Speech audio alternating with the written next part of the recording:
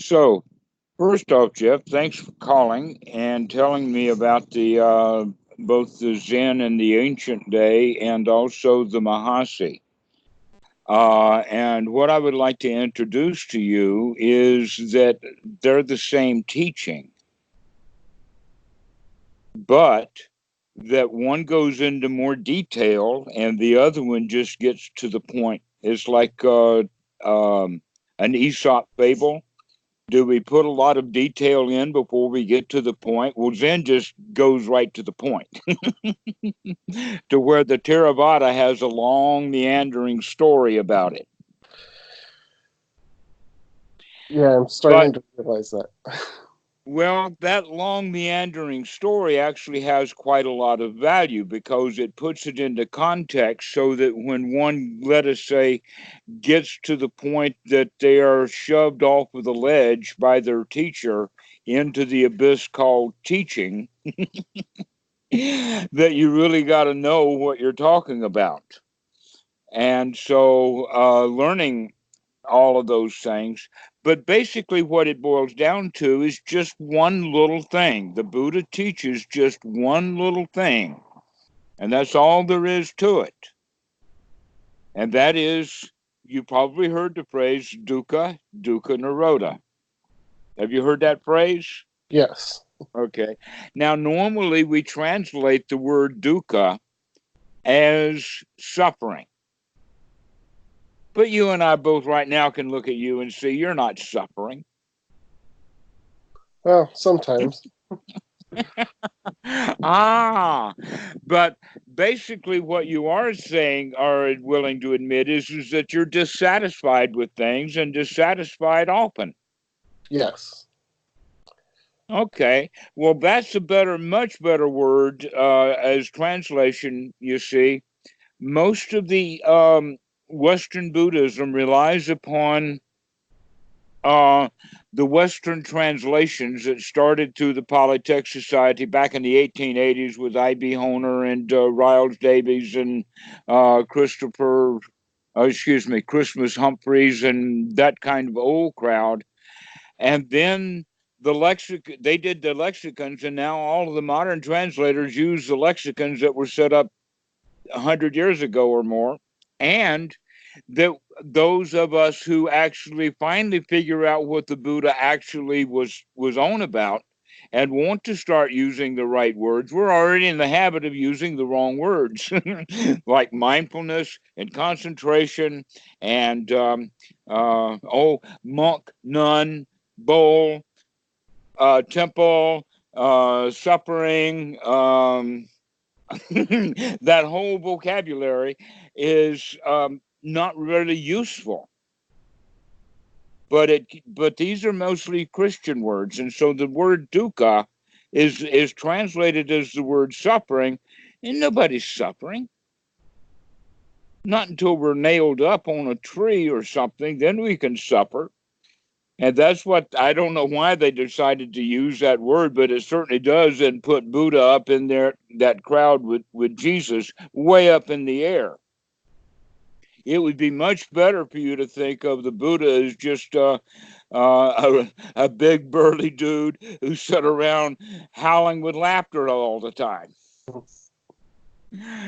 rather than something spiritual. That in fact, Buddhism has turned into a religion for various reasons over the centuries, especially starting at the time of Ashoka, when a lot of people came into the order without really understanding the real teachings.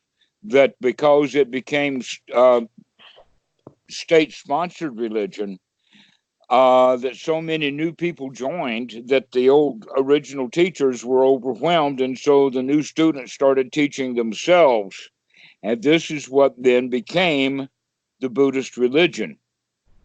But there has always been that core that is the noble part. And so this is what we're actually wanting to teach. And so by doing that, we should select a vocabulary that closely matches what we're actually trying to teach.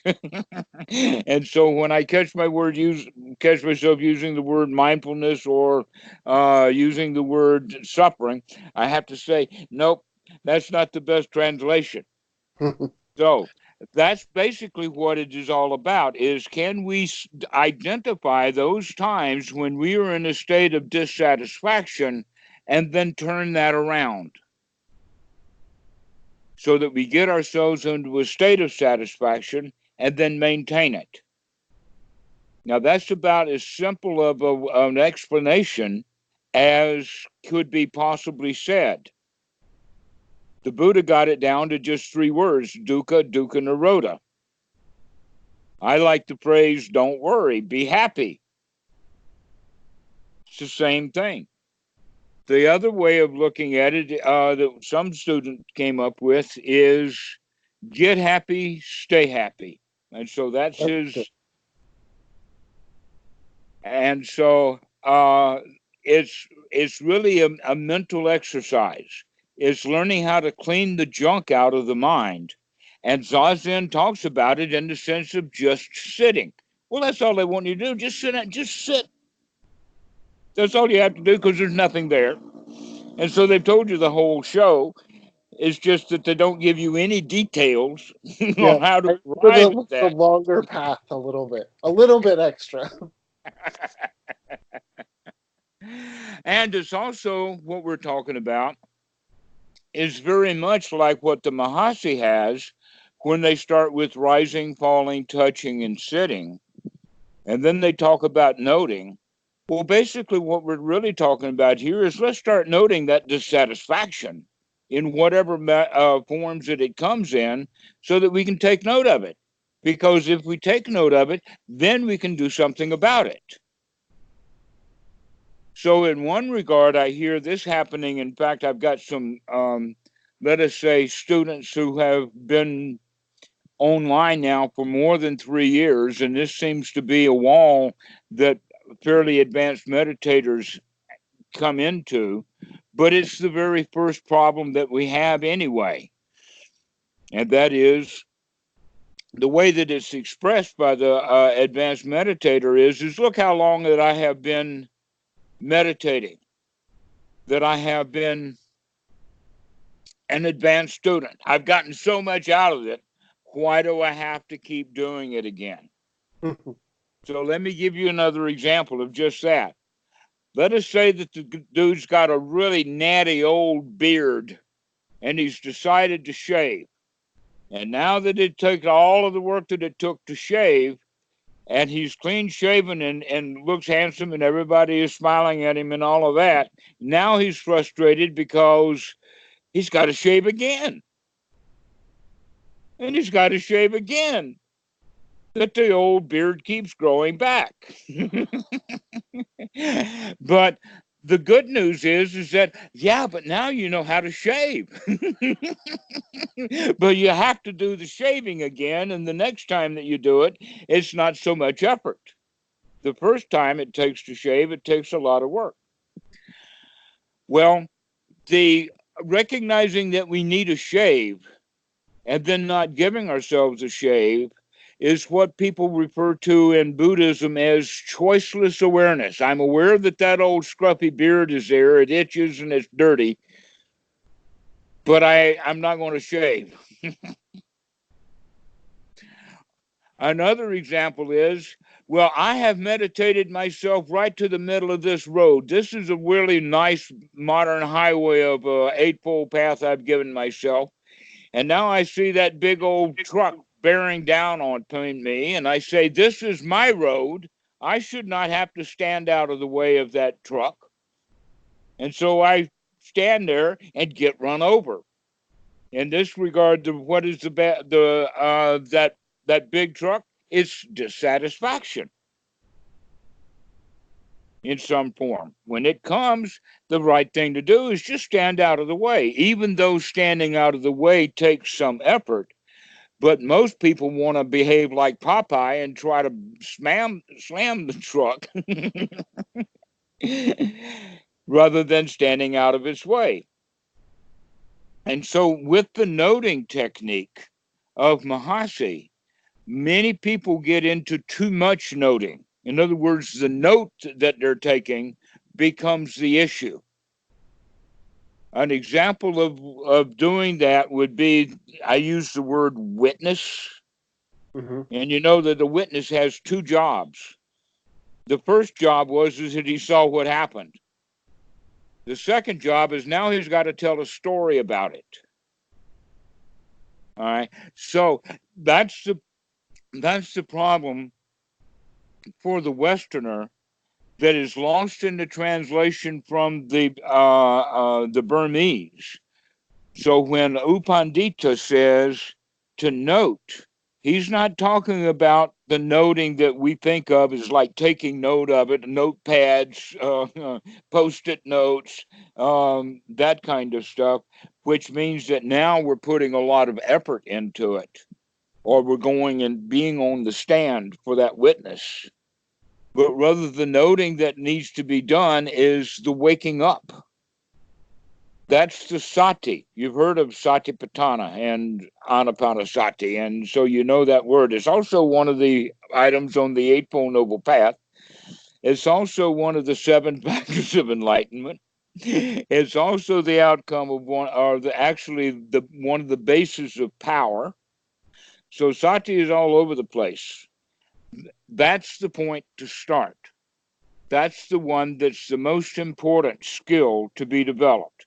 If we don't have sati, then we can't do anything else. It's like we have to remember, you have to remember to go to the bathroom. If you don't remember to go to the bathroom, you're just going to crap all over yourself. That's happened.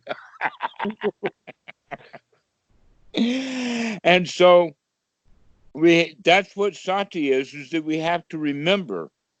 And that remembering then would look at what we're doing, to look at where we're going, to see what's happening. And what we're actually seeing is, in fact, in this regard, of the mind wandering away. So at the very, very beginning of practice of anapanasati would be mindfulness of breathing, that then that breathing becomes an anchor for the sati. So that when the mind is off the breath, and we recognize that the mind is off the breath, that's the point of waking up. Oh, my mind was not watching the breath. Well, the Western mind don't like that. That's a kind of dissatisfaction. I told my mind to watch the breath and is not watching the breath. And so we become dissatisfied. Actually, what we're doing is we're just playing out the normal habit. Anything that we see that we don't like, we become dissatisfied with it. But the real thing that's happening is that, for one thing, the mind wandering away is this normal state. It's going to continue to wander away, just like the beard is going to continue to grow no matter how often you shave. It's going to keep growing back. Well, the mind is just keep going off someplace. It works in the sense of, Freud called it free association. The mind is so fast that it can go from here to Saturn. You know Saturn, the one that's got all of those rings around it? Okay, well, come back here now. You just went to Saturn in your mind, and the speed of light will take about an hour to reach Saturn. So it's a 2-hour round trip at the speed of light. See how much faster the mind is? Wow, the mind is so fast. So with this kind of fast mind, it will wander away immediately. But then when we remember, when sati occurs, then it can immediately be brought back. And it doesn't take very much effort, but it does take some effort. In fact, that's also an item on the Eightfold Noble Path, is right effort. So now we've got right sati, we've got right effort. We know that we're practicing this because it's better to practice and to get the mind free from dissatisfaction than it is to stay in a constant state of dissatisfaction, of pain, of suffering, if you want to call it that, or anger, jealousy, fear, anxiety, wanting things we don't have, that class of stuff. The stuff that is the ways that we become dissatisfied. But your right view is, oh, I don't want to live my life in that. I want to come to a state of satisfaction so that I can be pleased with the way things are. Actually, that word pleased, the way that I'm using it here, in the Pali language, there is a word called sukha, and that it's also has been over the centuries incorporated directly into the Thai language. So that duk and suk are now Thai words that are used the same way as they are in the Pali, but in the English translation, they're not related, rather than the fact that they're just two sides of the same coin. We're either satisfied or we're dissatisfied. We're in a state of pleasure or we're in a state of displeasure. That's what this is all about. And so, how can we get ourselves into a state of pleasure? Or how can we get ourselves into a state of satisfaction? That's basically all there is to it, except that the mind will wander away again. The beard will start to grow back again. And so we have to take it and do the process again. So basically what we're saying there is that there are four qualities of the Eightfold Noble Path that are to be practiced as we practicing Anapanasati, whether we're calling it the Zen or Mahasi or Tibetan or whatever. When the practice is done correctly, it's always the same thing. But in the Theravada, we have this intricate definition of all of the steps of Anapanasati and everything. So a lot of people don't understand. They say, well, Anapanasati is this, but the teachings of the Buddha is this Four Noble Truths and the Eightfold Noble Paths, right?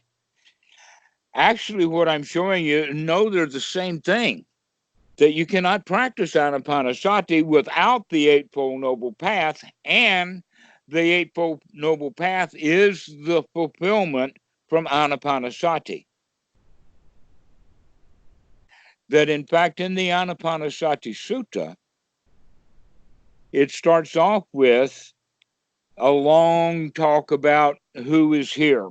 And that gives weight to the fact that there were so many of the major teachers and all of their students gathered together there.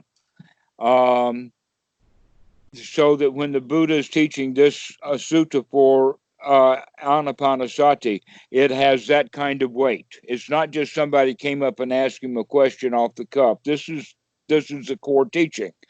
But most of the students already know the core teaching, but they don't know it in the way that he's being laid out this way. And so in the beginning, he says that we practice Anapanasati for the fulfillment of the Satipatthana, for the four foundations of mindfulness. Now, the Mahasi method will talk a lot more about the four foundations of mindfulness than they do Anapanasati. But you can't practice the four foundations of mindfulness without practicing Anapanasati.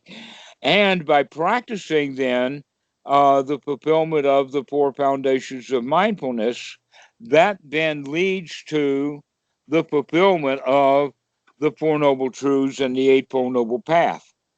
Now, that's out of the Satipatthana Sutta. But out of the Anapanasati Sutta, instead of talking about the Four Noble Truths and specifically the Eightfold Noble Path, it's talking about the Sambhojana, or the seven factors of enlightenment.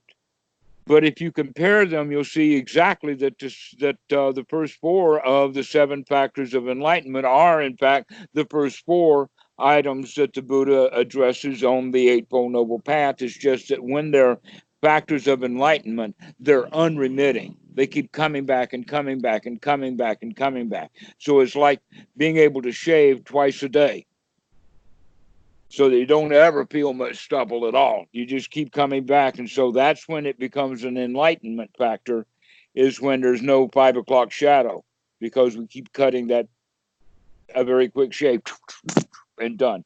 Uh, but if you got a beard, you can't do it like that. When you got a beard, you got to really struggle.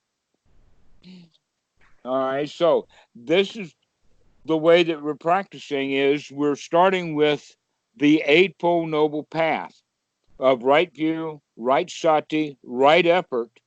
And by practicing right effort and right sati with right view, we come to the right attitude. What is the right attitude? That's the noble winner. That's the champion. That's the one who feels finally the success. Now, this is not some distant goal. This is something that you can do right now. Everything about the teaching of the Buddha is immediate. And yet the whole Western mindset has to do about long-term future. But you know how fast your mind is, and you can change your mind from Saturn to here and here to Saturn that quick. You can also change your attitude from dissatisfaction into satisfaction. Basically, just by taking a deep breath. Okay, I'm finished with that one. That's how we do it. So we have to remember to do it. We have to take just the right amount of effort to do it. Then we take that deep breath and we change our attitude.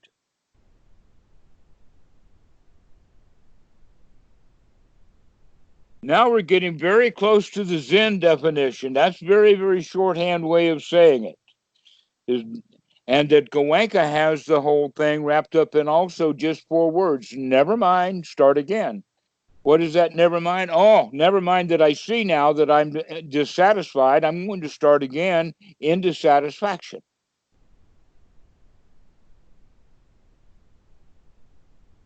But the beard will grow back.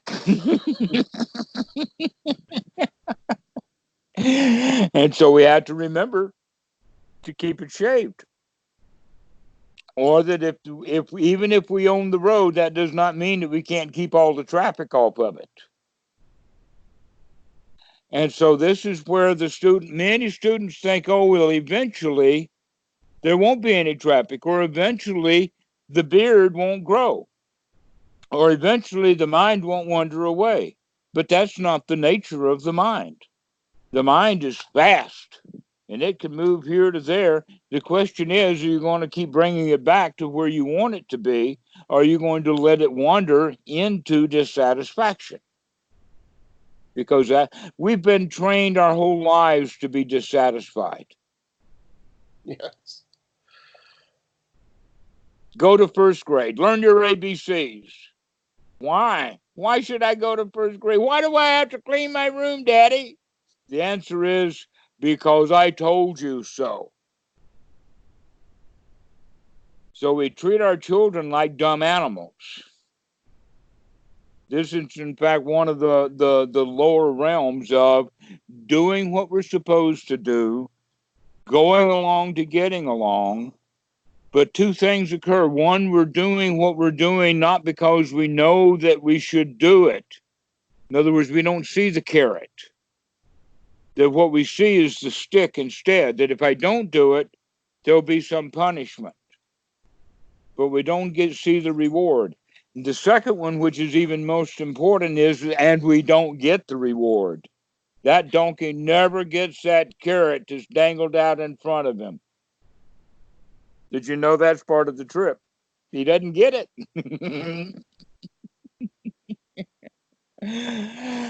When I was in India one time, I saw a donkey, and that donkey was traveling around a large circle, about 30 feet circle. And he had a log that was strapped to his back, not a big one, just, one big healthy piece of wood that went to the middle of the circle where it was attached to a stone mill. And what this guy did is that he put sugar cane in it. And so he put the stalks of the sugar cane, and as that donkey was dragging that thing around and around, out would come sugar cane juice. And he would sell it for 10 rupees. It wasn't cold, it was sweet, and it was worth 10 rupees one time shot.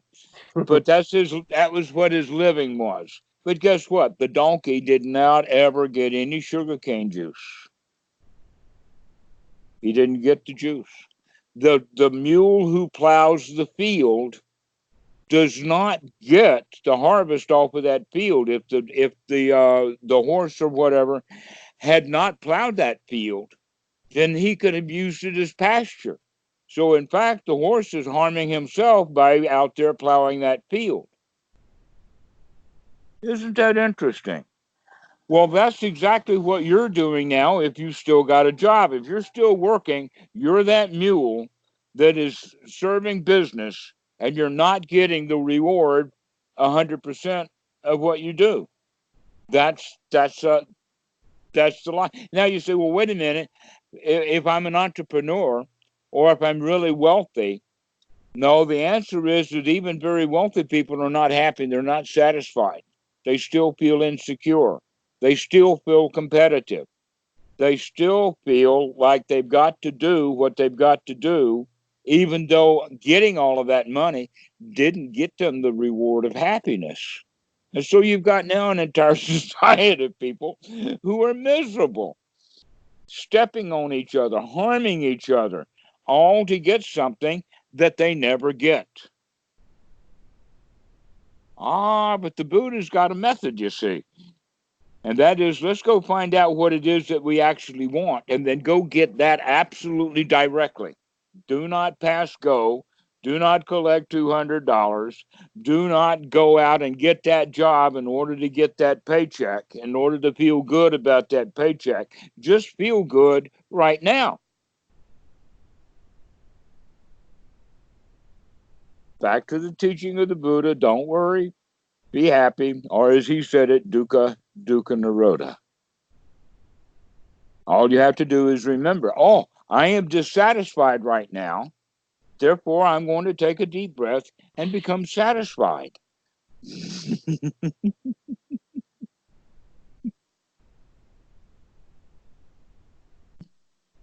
And so that's the whole teaching in a nutshell. And yet there is value in learning. Oh, there's just so many. Let me give you a small list of it. You have the five powers, you have the five faculties, you have the four noble truths, you have the four modes of clinging, you have the four foundations of mindfulness, uh, you've got seven factors of enlightenment, eight four noble path, 12 steps of paticca samuppada, 16 steps of anapanasati, three kinds of feeling. And they all include each other. You need a chart of how they're all connected. Yes, that's the whole point is that nobody's ever bothered to draw a chart because it's really the chart would have to be probably four-dimensional. But all we Yeah. are able to do is two-dimensional stuff. But the fact is that it's very much like a Chinese puzzle. Here's something really funny. You know what I mean by a Chinese box puzzle? You have all of these pieces of wood and you take them and you put them together and it wind up being in a square box. I've got Oh, Yeah, so they call it the Chinese box. So I've got a friend in China. He's actually been here to Thailand. He's a really good friend of mine. And in China, they don't know anything about a Chinese box puzzle. Or you can also think about it in the sense of a jigsaw puzzle with all of these pieces fitting intricately together. And so it would work like this. The whole teaching, the handle of it or the very lid of it is going to be dukkha, dukkha, nirodha, because that's what the whole teaching is about. The Buddha is actually in one sutta said, I don't teach anything else but this.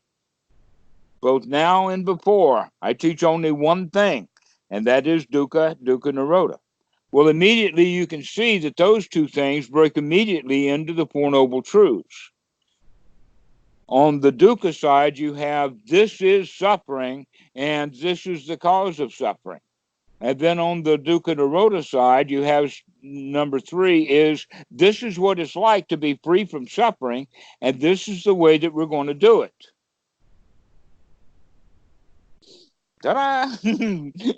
And the way that we're going to do it is by practicing anapanasati, but we do that by actually applying this Eightfold Noble Path to the breath, but the reason that we start with the breath is because this is for the fulfillment of the Satipatthana, that you can actually see the human being is actually broken into this group. And so immediately then the second noble truth becomes the four foundations of mindfulness, Satipatthana. But that Satipatthana then breaks immediately into the five aggregates. The five aggregates that are subject to clinging, and also the five aggregates that are no self. That you are not the body. If you were, you'd be a handsome 14-year-old right now, but you're not. You have no control over the body. It's not yours. And yet, look at how many industries are associated with the delusion that I am the body. An example of that would be the cosmetic industry, much of the fashion industry, almost, in fact, the entire clothing industry. How about health industry with exercise programs? All of this stuff is associated. I am the body, and if I go buy that product and paint my face, then I'll be beautiful. I will be beautiful, not the face and not the paint. It's me that's beautiful now that the face is painted. That's the logic, okay? I am the body. Well, we begin to see, no, I'm not. Whatever I am, that ain't it. And so we also begin to see the feelings. Almost always the feelings are bad feelings. We very, very rarely have a very happy, beautiful feeling. In fact, if we do want one, we have to manufacture it somehow or another. We got to go buy something or chat somebody up, or do something to feel good, because we don't even know how to feel good directly, but we sure know how to feel bad directly.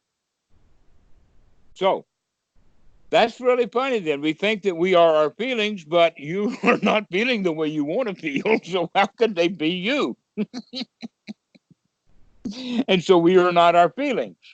So the story goes. This is where anatta comes into play, is through the five aggregates to recognize I am not my old memory system. Whatever I was before, I don't have to be that anymore. I can change.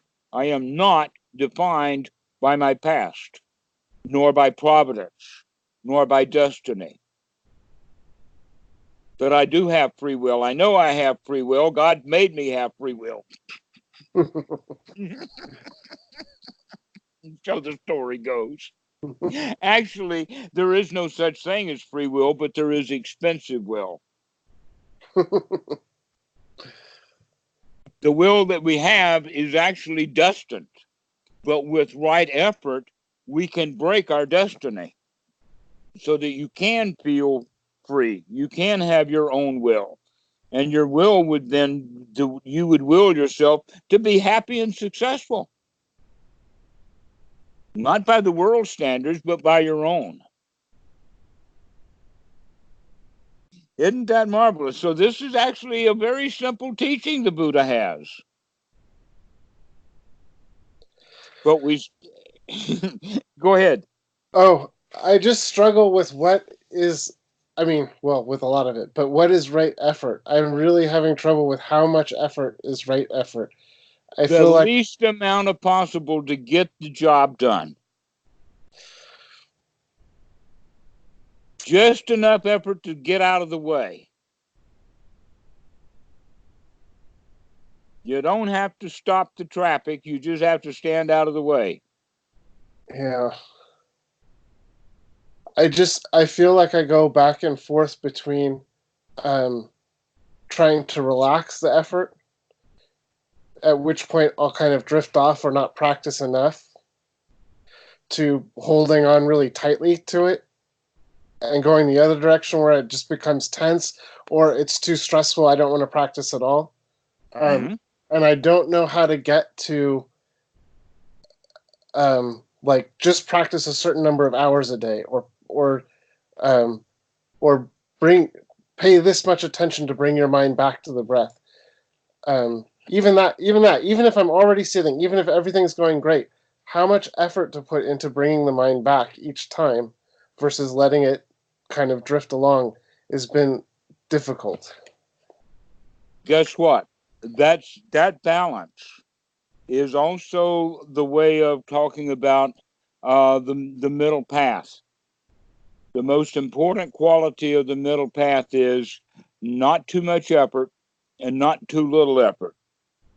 If there's too little effort, either you're not practicing or you're practicing what is called choiceless awareness. In other words, the Mack truck of bad feelings is heading your way, and you see it coming, and then you let it hit you. That's choiceless.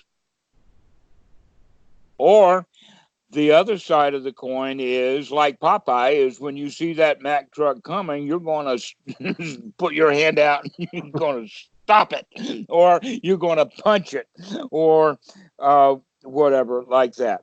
This is also kind of magical thinking, but this is the way that most Westerners practice. They're trying to stop it rather than stand out of the way. And part of the reason that they want to stop it is because they dislike it. They are dissatisfied with their dissatisfaction. And so a lot of them think, well, my job then should be that I should become satisfied with my dissatisfaction. Well, that's not the right way to practice either. The right way to practice is let's find the sweet spot where we actually are satisfied, but that's all we need is just a little bit of effort. Okay, so the number one place that you could look for the right effort would be the effort to take a deep breath, moment by moment. Okay, and another way of coming out of too much effort is by thinking about it over a long period of time. Like I've got to sit for an hour or something like that. That's the wrong attitude with the wrong effort. The right attitude is, let me take a really deep breath right now and enjoy this moment.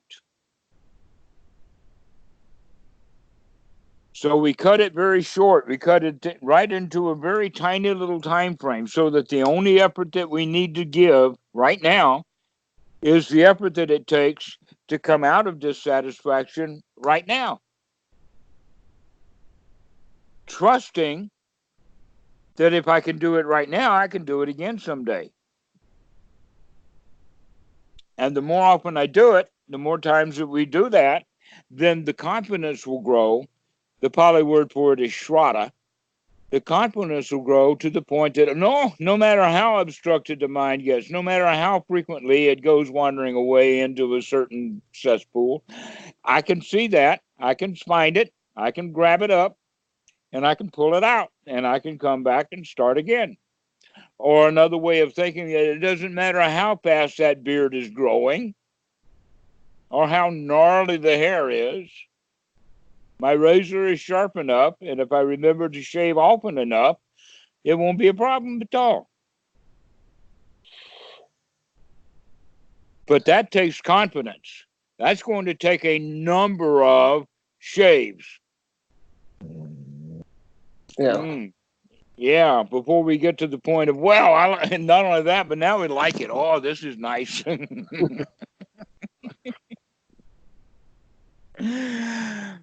So this is a way of looking at it is it's going to take practice. And the practice is best done when the right effort is in fact minimal.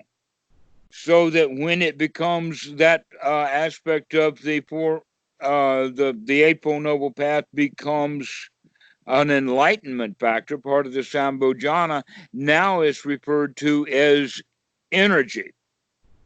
In other words, you get used to doing it to the point that now it's not effort anymore. Right, and that's what I haven't gotten to yet. Okay, well, never mind. Start again. Be satisfied with how far you can do it. Okay. Practice being satisfied with the results that you have so far. The problem is if I am satisfied, then I stop doing it because it's I'm satisfied. No, when you become satisfied, then you want to maintain that satisfaction, which means you are going to devote yourself to doing it. You're not going to quit. That's the other side of right effort. That Right. do people, I've been talking about that we stand in that middle of that road saying that this road is mine, Mr. Truck, you get out of the way of me. Or that now that I've shaved, I shouldn't have to shave again. Right? Right. But the right effort is, oh no, you got to keep shaving. You got to keep after it, or you you have to remember to come back to a state of satisfaction. Now we'll talk quite a bit when you call back about how to get into that state of satisfaction. We'll talk about the details of Anapanasati so that you can do that. But I've already given you all you really need, and that is, don't worry, be happy. All you have to do is remember to stop worrying, to remember to not have junk thoughts. Now, in the hindrances, that's often referred to as restlessness, that the mind is just on and on. We can also call that same quality boredom, that we're not satisfied with the present moment. But the trick is that all we have to do is recognize that, rather than being stuck into that boredom or stuck into that restlessness, or if it's really heavy, into anxiety. Then by recognizing it, we can say, hey, I don't have to do that. I don't have to do that. I caught you. I see you. I see you, Mr. Boredom. I see you, Mr. Restlessness. I see you, Mr. Anxiety. I see you, Mr. Beard growing. And so it's time to shave again. And and the shave then is satisfying. Oh, it feels really nice. Clean shaven. Love it dearly. So we become satisfied again. That satisfaction in the moment is what we're looking for. Not that, oh, I have shaved so well that I don't have to shave anymore. That's unfortunately not going to happen.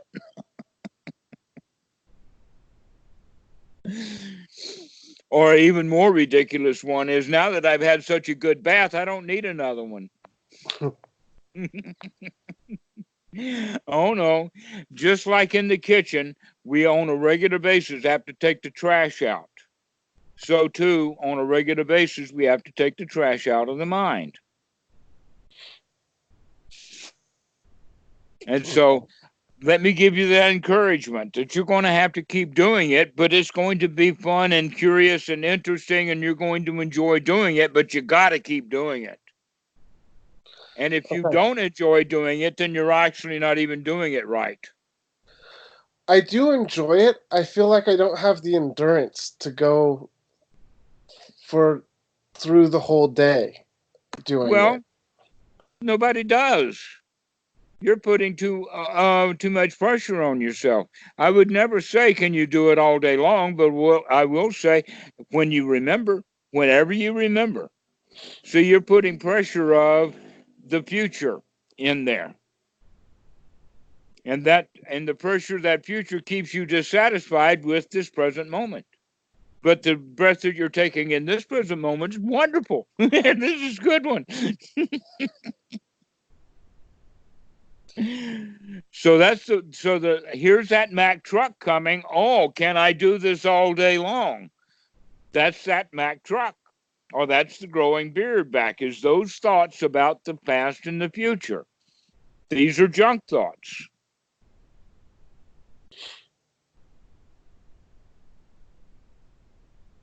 Any thought that's not about the present moment, that's a junk thought. Junk thoughts are someplace else, or if there's some other time. They're in the past, they're in the future. One of the big kind of junk thoughts is wanting something you don't have, like doing it all day long.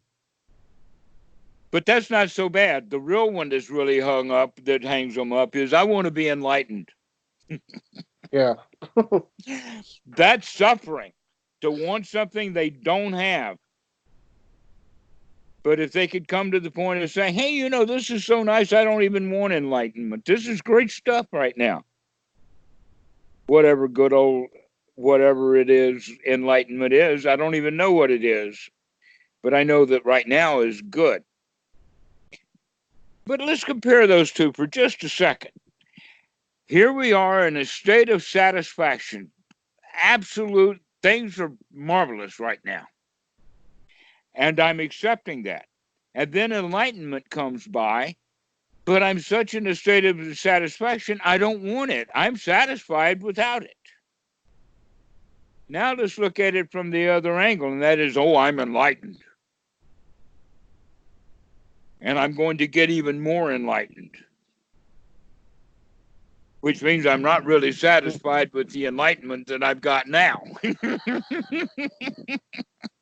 So which is better, an enlightenment that wants to get better, or being completely satisfied with it, whether you've got it or not? Just being satisfied is enough. All right. Well, you see, that's the catch-22 that so many Westerners have when they look at Buddhism. They don't understand this enlightenment. They see it as something magical. And one of the major qualities of magical things is that for sure they're going to disappoint you. I mean, of all the lies that you have been told, magic is the big one. And the way that it's most expressed is, if you do this, you'll get that. That's the biggest lie that was ever told. In Buddhism, it's called the law of karma.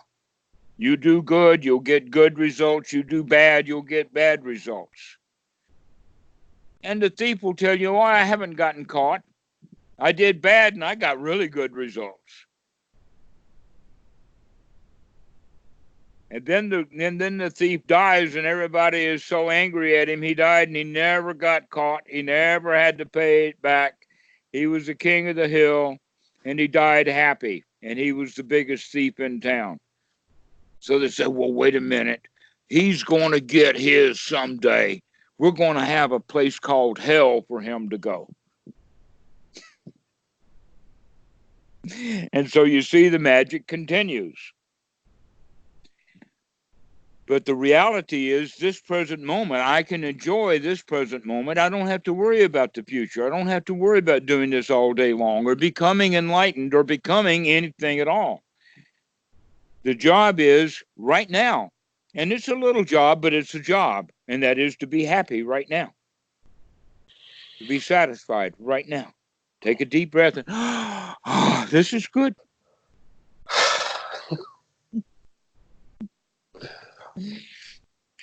This is the right way to practice sati, because that beard goes fast. Yep. In the beginning, you shave all of that beard off, all of that work. You put down your razor, you look in the mirror, and you're fully grown beard again. Never mind. Let's shave again. And we get it set down, and we put the razor down, we look in the mirror again, and there that beard's growing back again. That's the nature of beards growing. So we become satisfied with, never mind, start again. I can do this.